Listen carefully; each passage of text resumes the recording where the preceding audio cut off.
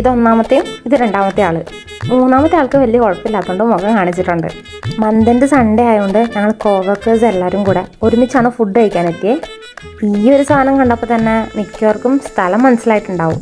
നല്ല ജ്യൂസി ആയിട്ടുള്ള ആ ഒരു ലെഗ് പീസും നല്ല വിട്ട് നിൽക്കുന്ന ആ ഒരു ചോറും, ഐ മീൻ മന്തി റൈസേ, അതിൻ്റെ മുകളിൽ കൂടെയുള്ള ആ ഒരു മയണൈസും ആ ഒരു തക്കാളിയുടെ സോസല്ല ചമ്മന്തി ഇടയ്ക്കിടയ്ക്ക് എവിടെയൊക്കെ പിഴക്കുന്നുണ്ടല്ലോ. അത് വിട്, സൈഡിൽ കൂടെ കുറച്ച് സാലഡൊക്കെ വന്നു പോകുന്നുണ്ട്. ബട്ട് നമ്മുടെ മെയിൻ ഐറ്റം എന്ന് പറയുന്നത് ഈ കാണുന്ന റൈസും ഈ കാണുന്ന ലെഗ് പീസും തന്നെയാണ്.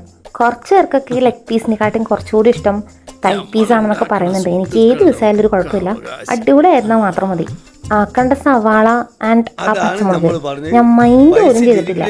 പിന്നെ ഈ മന്തി കഴിക്കുമ്പോൾ മയണൈസ് ഇല്ലാണ്ട് എന്താഘോഷം. ജയറാമിൻ്റെ പടത്തിലെ ഔർവശി പറയുന്ന പോലെ സാമ്പാറിൽ ഇഡലി പൊന്തി കിടക്കുന്ന പോലെ ആ ഒരു മയണൈസിൽ മുങ്ങിക്കിടക്കണം നമ്മുടെ മന്തി റൈസ്. അതിൻ്റെ അടുത്ത് മയണൈസ് എടുത്തു പറയേണ്ട ഒരു സംഭവം തന്നെയാണ്.